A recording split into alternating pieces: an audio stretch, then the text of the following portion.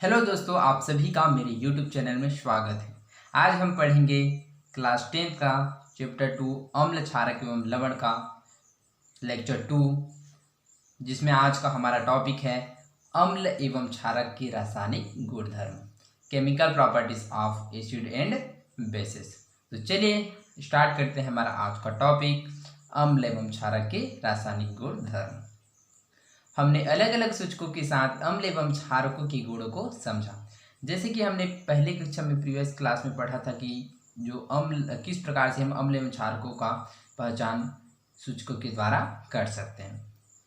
आइए अब हम इनके कुछ अन्य रासायनिक गुणधर्मों को समझें। तो चलिए अब अम्ल क्षारक के रासायनिक गुणधर्मों को समझने का प्रयास करते हैं कि वह किस प्रकार से क्रिया करते हैं। अम्ल एवं क्षारक धातुओं के साथ कैसे अभिक्रिया करते हैं। तो चलिए देखते हैं कि अम्ल एवं क्षारक एवं धातु के साथ किस प्रकार से अभिक्रिया करते हैं। हम जानते हैं कि सामान्यतः धातुएं अम्लों से अभिक्रिया कर लवण बनाती हैं तथा हाइड्रोजन गैस का विस्थापन करते हैं। तो जो अम्ल है वह धातुओं के साथ क्रिया करके क्या बनाता है, लवण एवं हाइड्रोजन गैस। अम्ल की धातु की साथ अभिक्रिया को इस प्रकार व्यक्त कर सकते हैं। यहाँ पर जैसे कि आप लोग देख सकते हैं कि अम्ल धातु के साथ क्रिया करके लवण एवं हाइड्रोजन का निर्माण करता है। ओके, तो हाइड्रोक्लोरिक अम्ल की जिंक धातु से अभिक्रिया द्वारा जिंक क्लोराइड बनता है तथा हाइड्रोजन गैस विस्थापित होती है। जैसे कि आप लोग एग्जाम्पल में देख सकते हैं कि 2 हाइड्रोक्लोरिक एसिड, ये क्या एक मतलब क्या होता है, एक्वस मतलब जलीय विलयन। ओके, इसको याद रखिएगा। एक्यू का मतलब होता है एक्वस का मतलब जलीय विलयन। तो 2 हाइड्रोक्लोरिक अम्ल, तो हाइड्रोक्लोरिक अम्ल का जलीय विलयन लेते हैं। और जिंक सॉलिड मतलब क्या है, जिंक क्या है, ठोस है। तो जिंक क्या है, धातु है। तब हाइड्रोक्लोरिक अम्ल जिंक धातु के साथ क्रिया करके जिंक क्लोराइड लवण का निर्माण करता है तथा हाइड्रोजन गैस विस्थापित होता है। कुछ ऐसी धातु की हाइड्रोक्लोरिक अम्ल से अभिक्रिया के समीकरण लिखे जिनका अध्ययन आपने पहले किया है। जैसे कि मैग्नीशियम हो गया। तो मैग्नीशियम क्या है, एक धातु। तो मैग्नीशियम हाइड्रोक्लोरिक अम्ल से क्रिया करके मैग्नीशियम क्लोराइड लवण एवं हाइड्रोजन गैस का निर्माण करता है। आइए क्षार की धातु से अभिक्रिया को समझने के लिए एक क्रियाकलाप करें। तो चलिए क्षार धातु के साथ किस प्रकार से अभिक्रिया करता है, इसको एक क्रियाकलाप के माध्यम से समझते हैं। क्रियाकलाप 3, एक परखनली में दानेदार जिंक के कुछ टुकड़े लें।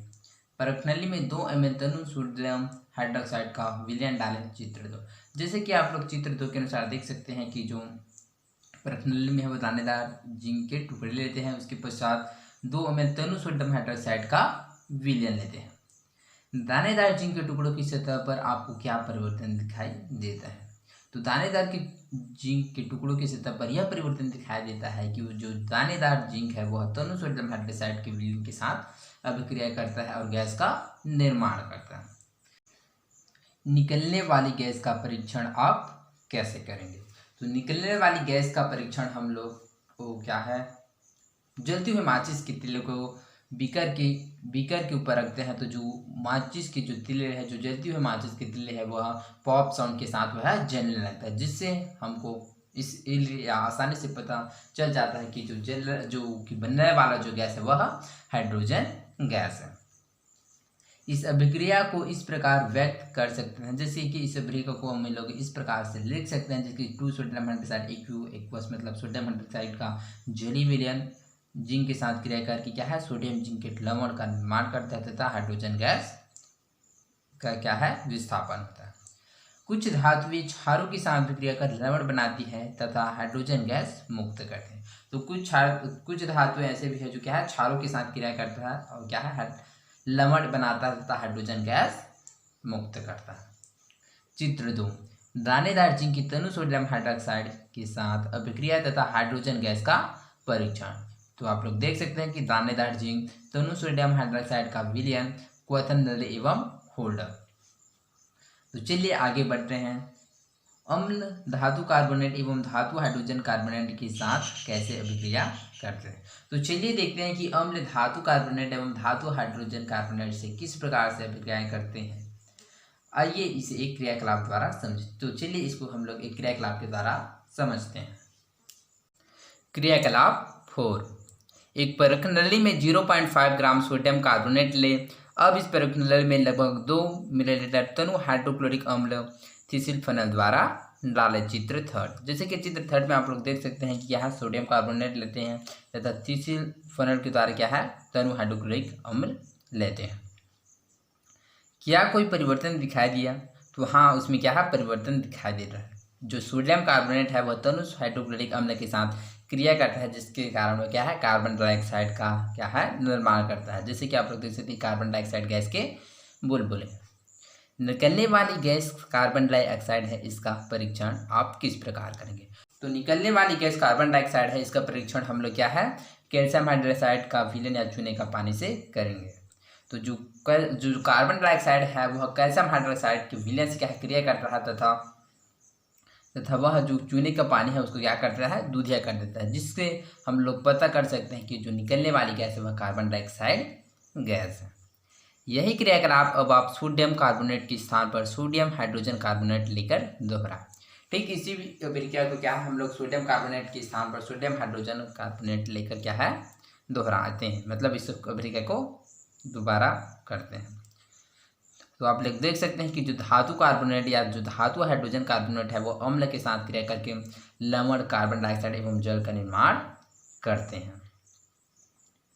तो उपरोक्त क्रियाकलाप में होने वाली अभिक्रियाओं के रासायनिक समीकरण निम्नानुसार है। जैसे कि सोडियम कार्बोनेट है वह हाइड्रोक्लोरिक अम्ल से क्रिया करके लवण सोडियम क्लोराइड तथा जल तथा कार्बन डाइऑक्साइड का निर्माण करते हैं। ठीक इसी प्रकार जो सोडियम बाइकार्बोनेट है वह अम्ल हाइड्रोक्लोरिक अम्ल से क्रिया करके सोडियम क्लोराइड तथा जल तथा कार्बन डाइऑक्साइड का निर्माण करते हैं। सभी धातु कार्बोनेट एवं हाइड्रोजन कार्बोनेट अम्ल के साथ अभिक्रिया करके संगत लवण मतलब क्या होता है एक साथ ओके या साथ साथ कार्बन डाइऑक्साइड एवं जल बनाते हैं। इस अभिक्रिया को इस प्रकार व्यक्त कर सकते हैं ओके। तो इस अभिक्रिया को हम लोग इस प्रकार से व्यक्त कर सकते हैं कि जो धातु कार्बोनेट एवं जो धातु हाइड्रोकार्बोनेट है वो अम्ल के साथ क्रिया करके क्या है लवण कार्बन डाइऑक्साइड एवं जल का निर्माण करते हैं। चित्र थर्ड, जैसे कि अम्ल की धातु कार्बोनेट एवं धातु हाइड्रोजन कार्बोनेट के साथ अभिक्रिया। तो यहाँ पर तक स्टैंड कार्क परख नली कार्बन डाइऑक्साइड गैस तनु हाइड्रोक्लोरिक अम्ल सोडियम कार्बोनेट थिसिल की निकास नली परख नली एवं कैल्शियम हाइड्रोक्साइड का विलीन या चूने का पानी। तो चलिए हमारा अगला टॉपिक है क्षारक अधातु ऑक्साइड के साथ कैसे अभिक्रिया करते हैं। तो चलिए देखते हैं कि जो क्षारक व अधातु ऑक्साइड से किस प्रकार से अभिक्रियाएं करते हैं। कार्बन सल्फर आदि अधातुएं ऑक्सीजन के साथ अभिक्रिया करके कार्बन डाइऑक्साइड सल्फर डाइऑक्साइड आदि का निर्माण करती हैं। तो क्या है जो कार्बन और सल्फर ये क्या है एक अधातु है। तो कार्बन और सल्फर या ऑक्सीजन के साथ क्रिया करके कार्बन डाइऑक्साइड अधातु ऑक्साइड क्या है कार्बन डाइऑक्साइड सल्फर डाइऑक्साइड अधातु ऑक्साइड का निर्माण करते हैं। क्षारक इन अधात्विक ऑक्साइड के साथ अभिक्रिया करके लवण तथा जल बनाते हैं। जो क्षारक होते हैं वह अधात्विक ऑक्साइड के साथ क्रिया कर क्या है लवण एवं जल का निर्माण करते हैं। जैसे कि आप लोग देख सकते हैं कि अधात्विक ऑक्साइड यह क्षारक के साथ क्रिया करके लवण एवं जल का निर्माण करते हैं। सल्फर डाइऑक्साइड सोडियम हाइड्रोक्साइड के साथ अभिक्रिया करके सोडियम सल्फाइड तथा जल बनाते हैं। जैसे कि आप लोग उदाहरण में देख सकते हैं कि जो सल्फर डाइऑक्साइड जो गैस है वह सोडियम हाइड्रोक्साइड की जली विलयन से क्रिया करके क्या है लवण सोडियम सल्फाइड Na2SO3 तथा जल का निर्माण करते हैं। और हम लोग जानते हैं कि जो अम्ल एवं क्षारक वो आपस में क्रिया करके भी क्या है लवण एवं जल का निर्माण करते हैं। तो आप लोग इसको एक याद रखिएगा कि जो सल्फर डाइऑक्साइड है वो जो अधात्विक ऑक्साइड है यहाँ पर क्या है अम्ल की भांति व्यवहार कर रहा है, जिसके कारण जो बनने वाले लवण हो वो क्या है इसका प्रकृति है वो है अम्लीय होगा, इसको याद रखिएगा। अम्ल और क्षारक आपस में कैसे अभिक्रिया करते हैं। हम जानते हैं कि अम्ल और क्षारक आपस में अभिक्रिया करके लवण और पानी बनाते हैं। तो हम लोग पहले से जानते हैं कि जो अम्ल एवं क्षारक जो आपस में क्रिया करते हैं तो क्या है लवण एवं जल का निर्माण करते हैं। जैसे कि अम्ल और क्षार आपस में क्रिया करके क्या है लवण एवं जल का निर्माण करते हैं। आइए इसे एक क्रियाकलाप द्वारा समझे। तो चलिए इसको क्रियाकलाप के द्वारा समझते हैं। क्रियाकलाप 5, एक परख नली में 20 बूंद तनु हाइड्रोक्लोरिक अम्ल की लेकर 1-2 बूंद फिनाइलएथिलीन डालें। सबसे पहले एक परख नली में क्या है 20 बूंद तनु हाइड्रोक्लोरिक अम्ल लेते हैं, उसमें 1 से 2 बूंद फिनाइलएथिलीन डालते हैं। अब हम जानते हैं कि फिनाइलएथिलीन क्या है, फिनाइलएथिलीन क्या है सूचक है जिसके द्वारा हम अम्ल एवं क्षार का पहचान करते हैं, है ना। परखुनली को हिलाते हुए उसमें ड्राबर की सहायता से बूंद बूंद करते हुए सोडियम हाइड्रोक्साइड विलयन तब तक डालें जब तक विलयन का रंग गुलाबी न हो जाए। तो परखुनली में क्या है, बूंद बूंद कर तनु सोडियम हाइड्रोक्साइड का विलयन डालते हैं कि जब तक उस विलयन का रंग गुलाबी न हो जाए। विलयन के रंग परिवर्तन का क्या कारण है? तो विलयन के रंग परिवर्तन का कारण यह है कि जो तनु हाइड्रोक्लोरिक अम्ल के जो 20 बूंद है वह तनु सोडियम हाइड्रोक्साइड विलयन की जो 20 बूंद है उसके साथ आपस में क्रिया करता था। आपस में क्रिया करके क्या है वह उदासीन हो जाता है।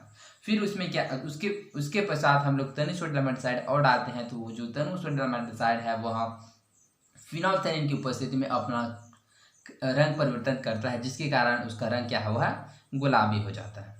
तथा इसको याद रखिएगा कि जो अम्ल है वह फिनोल्फथालीन की उपस्थिति में अपना रंग परिवर्तित नहीं करता, किंतु जो क्षार होता है किंतु जो क्षारक होते हैं वह फिनोल्फथालीन की उपस्थिति में क्या है अपना रंग परिवर्तित करता है, जिसके कारण जो क्षारक का जो रंग होता है वह पर्पल हो जाता है। ओके, इसको याद रखिएगा। इस अभिक्रिया को रासायनिक समीकरण द्वारा इस प्रकार व्यक्त किया जाता है। हाइड्रोक्लोरिक अम्ल सोडियम हाइड्रोक्साइड के साथ क्रिया करके क्या है लवण सोडियम क्लोराइड का निर्माण करता है तथा साथ ही जल का निर्माण करते हैं। अम्ल में क्षारों की एक बूंद डालने पर वह अम्ल की कुछ अणुओं से क्रिया कर लवण और पानी बनाता है। यह क्रिया उदासीनीकरण या न्यूट्रलाइजेशन कहलाते हैं। तो उदासीनीकरण अभिक्रिया न्यूट्रलाइजेशन किसे कहते हैं? तो क्या है जब अम्ल एवं क्षार आपस में क्रिया करके लवण एवं जल का निर्माण करते हैं, तो इस प्रक्रिया को क्या कहते हैं? उदासीनीकरण या न्यूट्रलाइजेशन कहते हैं। इस प्रकार क्षार अम्ल के साथ अभिक्रिया करता जाता है। जब अम्ल के सारे अणु क्षार के साथ अभिक्रिया कर लेते हैं तब विलयन उदासीन हो जाता है। तो अम्ल के कितने अणु थे?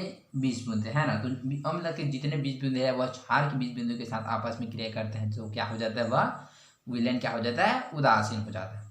इसके पश्चात क्षार की एक और बूंद डालते हैं, विलयन का रंग गुलाबी हो जाता है। किंतु जैसे ही उसमें क्या है क्षार और मिलाते हैं तो विलयन का रंग क्या है फिनोल्फथालीन की उपस्थिति में क्या होता है उसका रंग परिवर्तित हो जाता है और रंग क्या हो जाता है? विलयन का रंग गुलाबी हो जाता है। अब बताइए इस विलयन की प्रकृति क्या होगी? तो विलयन की प्रकृति क्या होगा? क्षारी होगा। क्यों? क्योंकि जो अम्ल और क्षार है वो आपस में क्रिया करते क्या बन रहा है? उदासीन हो जाता है। फिर उसमें क्या है और डालते हैं क्या है? क्षार, जिसके कारण उसका जो प्रकृति होगी क्या होगा? क्षारी होगा।